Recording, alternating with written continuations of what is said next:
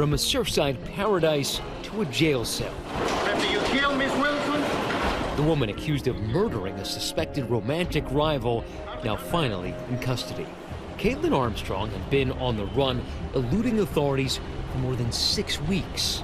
Kaitlin Armstrong, who was a fugitive from justice, fled not only Austin, but the United States, and changed her physical appearance. In mid-May, U.S. Marshals issuing an arrest warrant for the murder of professional cyclist Moriah Wilson, alleging Armstrong killed her after flying into a jealous rage.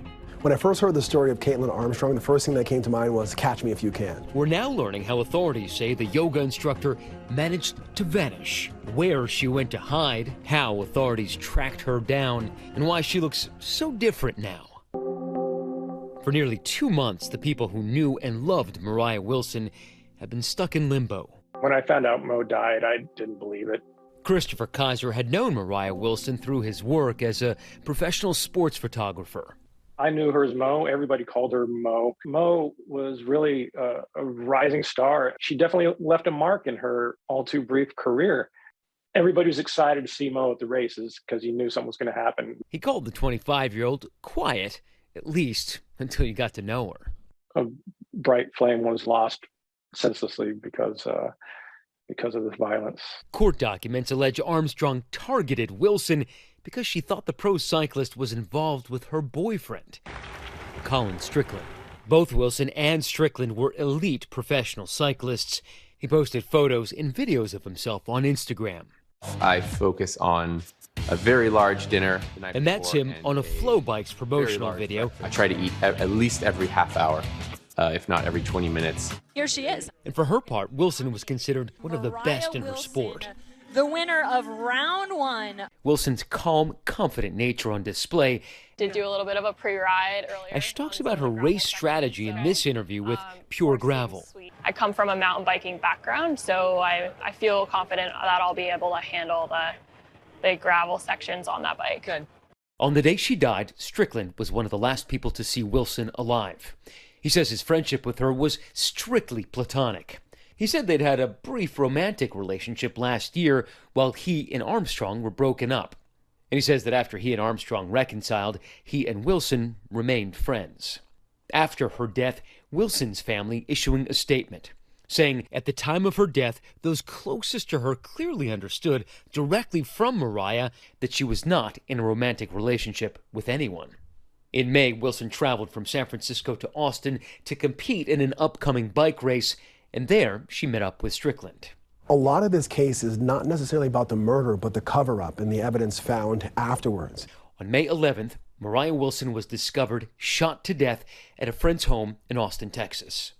The next day, May 12th, officers brought in Armstrong for questioning. They confronted her with surveillance video of her vehicle, a Jeep Grand Cherokee, captured outside the apartment where Wilson was murdered. According to police, when detectives told Armstrong the video made things not look too good, she nodded her head up and down as if in agreement.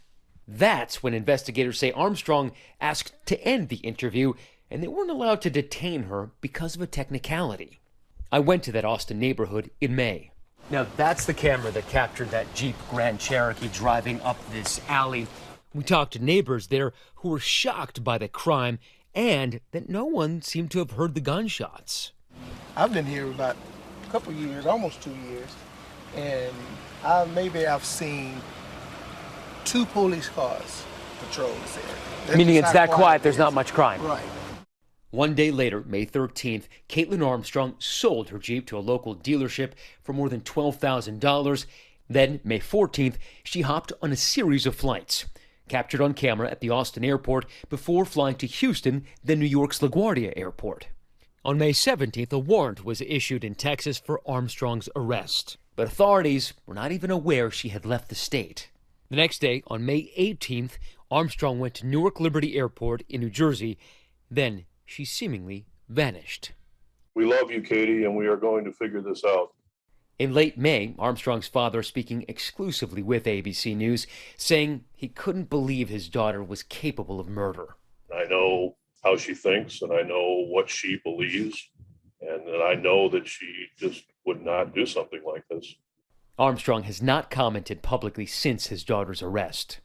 In early June, the U.S. Marshals upgraded the murder to a major case. And towards the end of the month, a tip came in, leading them to Costa Rica. Now investigators revealing how Armstrong got there undetected by using a real passport to board an international flight. It just wasn't her passport. The question becomes, how did she get that passport? Now, if she stole the passport from someone, the person she stole from is not going to be on the hook for any criminal charges. But if a person gave her that passport, that person could definitely face criminal charges. The passport seen in these photos obtained by ABC News, both found in her locker at the hostel she was staying in. That hostel, located in the trendy beach town of Santa Teresa, advertises itself as a tropical paradise, white sandy beaches and yoga classes. Aparentemente estaba buscando algunas alternativas o algunas posibilidades laborales en nuestro país. Alonso Soto Chacon is with the immigration police in Costa Rica. He says that Armstrong may have tried to disappear among the many tourists in Costa Rica. Sin embargo, yo creo que es el mismo error en el que caen muchas personas que al llegar a nuestro territorio tal vez no ven la gran posibilidad que tienen nuestras autoridades al ser un país pequeño de poder ubicar a cualquier persona que sea requerida.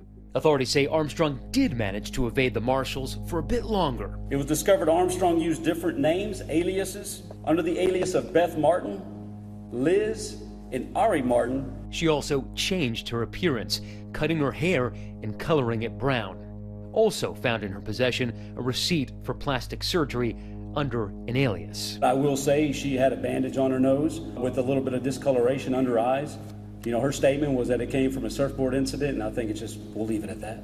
On June 29th, law enforcement finally catching up with her, with Costa Rican police detaining Armstrong. They drove her 6 hours back to San Jose, where authorities say she finally confessed to who she really was. Prosecutors have many theories as to why someone is guilty. One of their favorite ones is consciousness of guilt, the actions that a defendant does after they've allegedly committed a crime. For Kaitlin Armstrong, that would go to fleeing Texas, fleeing New York. And the biggest one that the jury's probably going to be seeing if this does go to trial is her face. Her very face is going to be considered consciousness of guilt. A major break tonight in a case making national headlines. A fugitive accused of murder in Texas arrested in Costa Rica. We believe after this month-and-a-half investigation, she really got comfortable. She felt that she had gotten away. But I really was with the long arm of the law. Colin Strickland, Armstrong's former boyfriend, releasing a statement yesterday saying, "I will continue to provide my full cooperation for the sake of the Wilson family as they, along with so many others who have been affected, endure the burden of this senseless tragedy." Do you kill Miss Wilson? Do you kill Miss Wilson? Last weekend, Armstrong was deported back to the U.S., footage showing her at the Houston airport. She now faces charges of first-degree murder and unlawful flight. While Wilson's family has largely stayed quiet, the long-awaited arrest has meant a small amount of relief for her friend, Christopher Kaiser.